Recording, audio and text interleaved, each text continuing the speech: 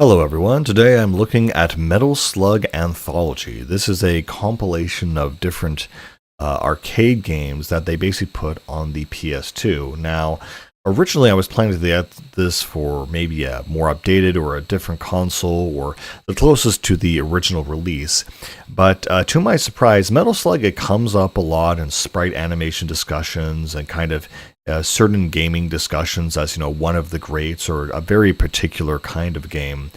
But in the entire history, there's actually only been two releases of any Metal Slug game for console.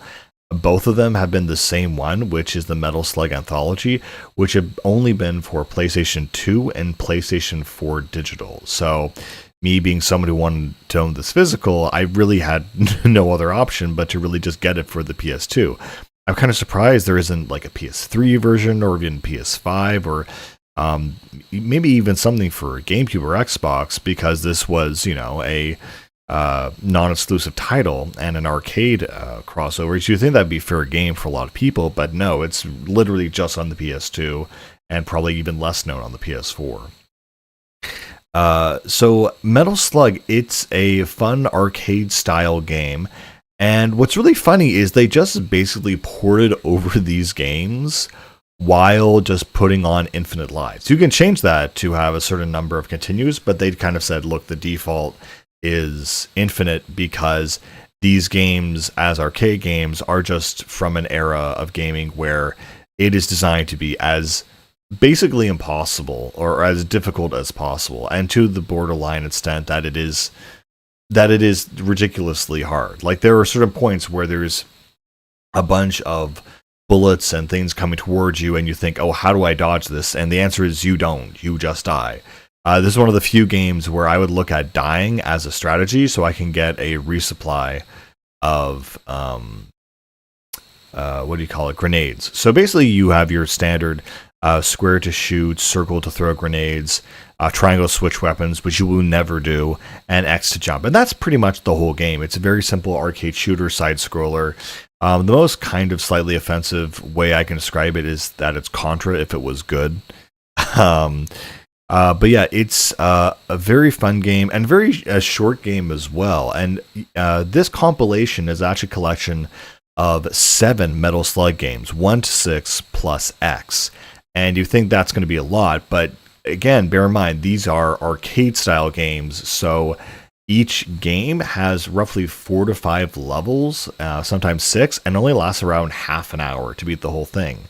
So it's really more about spectacle, and I think it's funny that how they bridge that gap between arcade and consoles, that they just give you unlimited tries. That being said, for me, I averaged around 30 to 40 continues per playthrough, or per game rather, and that means basically you have 3 lives and you die. There's no way to get more lives. There's again really no reason to switch weapons when you pick up sorts of things like a heavy machine gun or a rocket launcher. You just use they give you way more ammo than you need, so you just use that until it's used up, because you do die in one hit kind of game. You just get hit once and then you die, and again you can't get more lives. And the penalty for dying, really, even in the game standards, is that any prisoners that you've rescued add to your score count, and once you die, that resets. So by the end of the level, it's going to tell you how many prisoners you successfully captured or helped escape. Even if you help them escape, it still counts, but it doesn't count towards your score because you need to have them with you, even though they just run off. I don't know. So there's basically no penalty really into this game when you die. So it's really kind of a no-brainer, other than you want to get the high score. And yeah, I realized that if I was playing this game on arcade and I was putting quarters in roughly 30 to 40 times, that's roughly $8 to $10, which is honestly kind of reasonable. It's also a fully, co-op game. In fact, a friend of mine sat down, plugged in his PS2 controller, played for me for a few levels until complaining, "Oh, I don't like this. I keep dying all the time." Well, that's kind of the point. The point of the game is to be ridiculously difficult, and you die all the time, and that the caveat is that you have unlimited lives to help you through it. So, And so that is kind of the one of the main issues with this game. The main pullback is that I feel you're just blasting away, and there's not really a lot of strategy involved. I think there could have been in the cases where you could keep your weapons, but let's say you're fighting and you have, I don't know, a 20% chance that an enemy is going to drop a rare item like a grenade launcher or a laser or a rocket launcher. Once you pick up that weapon and you get hit immediately afterwards, or you even haven't used all the ammo, you respawn without that weapon and without that ammo being used. So there's plenty of times where I would get like a rare drop for a drop grenade launcher or some weird two-handed machine gun, and I'd immediately get hit before I can even fire it off, and that weapon is just gone now. So the game is supposed to be designed to be very messy, very play through it once kind of thing. You just go really intensely, and it doesn't matter how many times you die. Again, it affects your score, but even as the player, you feel like you should be doing better. You feel like you're failing, and but it doesn't really matter. So that's the only downside of the game, I would say. Aside from that, this is the best sprite animation I have ever seen. I understand why people have talked about this game, and honestly should talk about this game more, because it's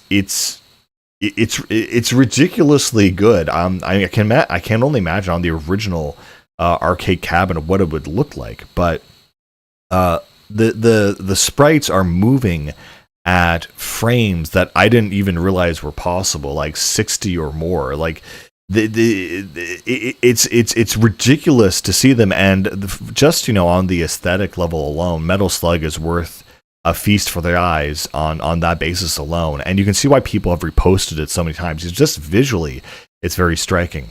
The other thing that's also really weird or curious about how this game came about is, I would say, also the art style. It's just weird in some places, and I not in a bad way, but in a this feels like a Western game sometimes. For example, when you're at the character select screen, this was kind of, I think, a controversy or something. Someone was saying that they made them ugly, but that's always how they looked like. For example, Marco, the main four characters you play as, in the first two games, you only play as Marco and Tamra. And again, very much like two guys like Contra. And then the second game onwards, you have two more females that sometimes they swap out the cast when they include Eri and Fio. And Fio is kind of the closest thing to a significant character in the story, as little story as this game does have. And of course, what I did is whenever I die to respawn, you can choose a different character to play as. And it doesn't really affect gameplay in the later games, I believe it does. But it's just fun to swap out and just hear the different voices they make or the different animations they have. Again, I was really surprised when, if your character dies to a knife attack, they have this not exactly big epic death animation, but it's a special animation just for dying to a knife. And it's different for every character. I just found it super interesting. And again, really well done. Again, most of this game, you're just going to be abusing iframes as soon as you respawn. You're going to spawn in, unload all your grenades, then expect to die in the next second, and then spawn in again and just repeat. Because again, the game is designed to absolutely decimate you and make you just spend as many attempts or tries as you can. There's not a ton of strategy. It is a fun game. Again, the animations, I think one of the most impressive ones, or the most iconic one that I see shared a lot, is in the third game. There is essentially the enemy commander who's in his red-hearted boxers, and a bunch of aliens blow up a city and then abduct him. And it's just this wild, crazy cutscene that has so much energy and soul in it. And again, there are parts of this game that don't feel like a Japanese game. It feels like a Western game in some cases. And there's just a lot of really weird styles. And it's good. It's just unlike anything I've really ever played. even though it's just a side-scrolling shooter. Speaking of story, again, there really isn't one. These are designed to be kind of self-contained, experiences, just fun little experiences with no huge stakes. But it's interesting to see the series develop. When you have the first game, you just have Marco and Tamara, and they're just fighting a bunch of kind of Nazis or enemy combatants. And, you have the final boss, just a guy with this black uniform and an eye patch. So like a generic enemy, big boss villain kind of guy. Again, what's very iconic about the first game, the first Metal Slug, is that you have the tank, the Metal Slug tank, which is, again, a highly animated, kind of vehicle. And it just looks really cool. And it has almost this chibi style to it, while also being a little bit Western as well. I mean, if you're into mechs or mecha in general, you definitely know about this game. It's just a very specific style, and it's very fun. The way everything moves feels so surreal. Like, I know it's sprite-based art, but it's so archetypical and done so well, it feels like its own genre in some ways. And the way the tank actually operates in the game is you just jump into it, and then you basically have a Gatling gun and a cannon. And so you basically, instead of dying one hit, you have a health bar, you have gas canisters that restore your health. So it's kind of a moment in the gameplay where you kind of at least feel you can actually do something or feel somewhat competent. I wonder how the game would actually be designed if you played the entire game in the tank, but you had limited lives. That would make a lot more sense because you have health involved, but that's not the game we're playing. We're playing for just spectacle and fun and craziness. Of course, another main mechanic I neglected to mention, or I mentioned in passing, are the POWs. Aside from, freeing them and getting your score up, another function they actually do serve is that when you free them, they can drop little items and things for you, including things like sometimes just extra points, or sometimes like new weapons, grenades, etc. So they are definitely an important part of the gameplay. Sometimes you'll get a vehicle to get in, and throughout the series there's a bunch of vehicles. There's Harriers, helicopters, submarines, and each one of them with the same basic mechanic of kind of machine gun and then cannon or rocket or something. There's also a camel, which I find very fun, just simply because it's just a faster way of moving, and unfortunately you can shot off the camel, but it just has such a high rate of fire. It's a lot of fun. Of course, I don't call it a mechanic or maybe a feature of the game, is that even in the sixth game, even in this whole anthology, you cannot go back. You cannot go left at all.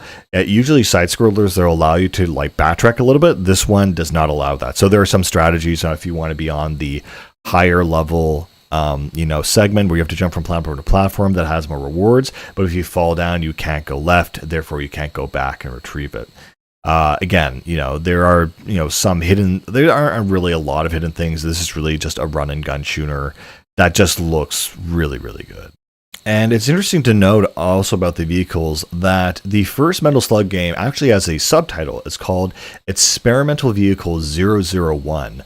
So it kind of shows that the Metal Slug tank featured in this game is kind of almost the main attraction, or they definitely put a lot of thought into it, thinking this is going to be our thing. And I think the second game also has that subtitle. It's like Special Vehicle 002 or something. But after that, they just kept Metal Slug and didn't bother with the tank. But it is still very much the iconic, most iconic thing about this game, I think, is the tank and its animations. As the series goes on to Metal Slug 2, I think Metal Slug 1 only had 4 levels, while 2 to 6 has 5 to 6. So it keeps upgrading, the quantity. But again, all these games are very short and very fun to play as. They do upgrade the story somewhat. In 2, they did kind of Nazis or kind of these, evil military, and then they upgraded to aliens. And so aliens are the big thing. And the second one is, there's this one scene at the end where it's like, they're kind of doing an Independence Day thing, but Then at the end of the second game, they literally have a rogue fighter fly into the giant mothership to blow it up. There's just like almost there's a certain point where you're an homage, and then you're like, okay, this is getting copyright territory. But yeah, regardless, 3 goes into that feeling a little bit more about the aliens and different enemy types. I think it adds things like supernatural things, like I think mummies and zombies just randomly. Oh, okay, we're doing that now. And then after 3, 4, 5, and 6 kind of become just more of the same, where they kind of they locked into their formula.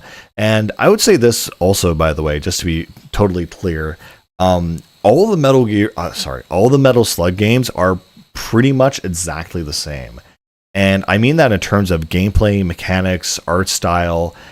They just really hit it out of the park with the first game and just remade that game 6 times over. And I'm totally fine with that because it's just a really solid game and they're just very short to play. So it's like, why not? So Metal Slug, 4, 5, and 6, they introduce, zombies, the supernatural. One of the final bosses is like a giant ghost thing. They just kind of do whatever, the whole kind of running gag of the military commander, of the military alien kind of dual themes are kind of gone. They have tribal warfare. They have a bunch of other things with different aliens. So the last game in the series, 6, it basically ends with the aliens.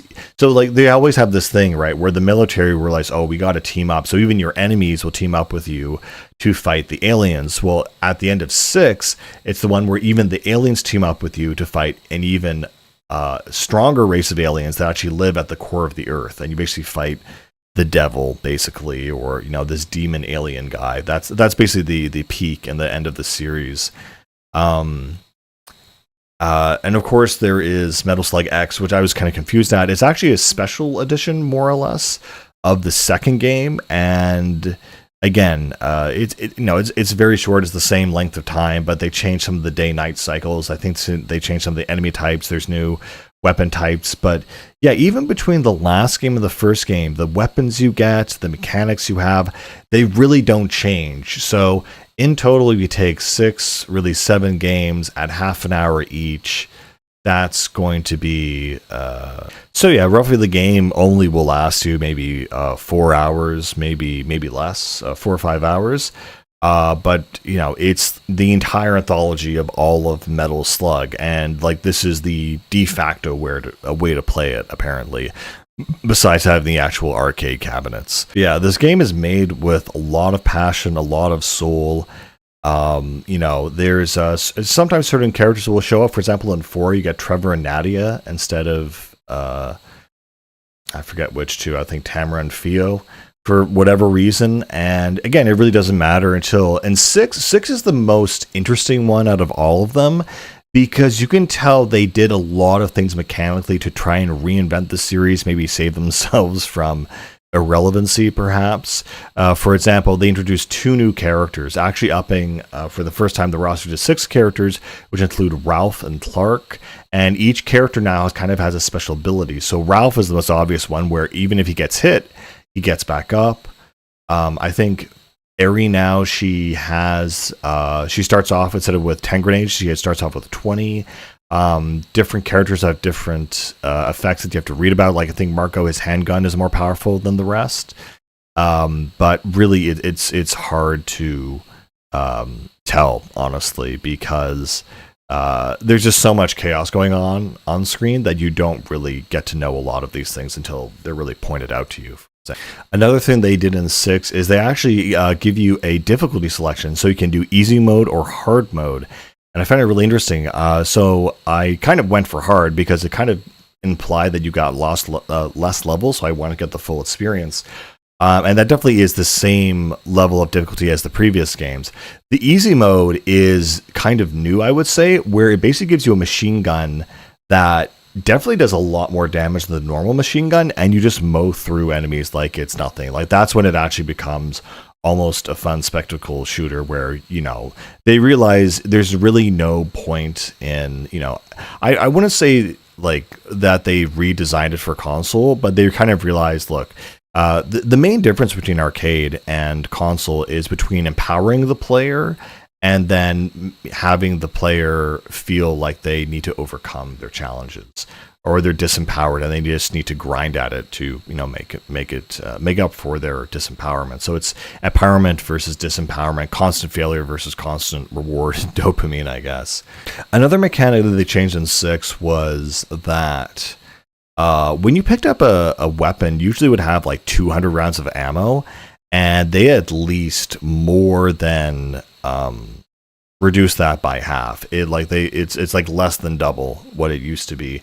So instead of 200, you'd have 100, but it would even feel like 50. So you would pick up a weapon, and it was kind of trying to create this atmosphere that even the placement of the enemies, it felt a lot easier. That's trying to make it into more of a strategy game and change.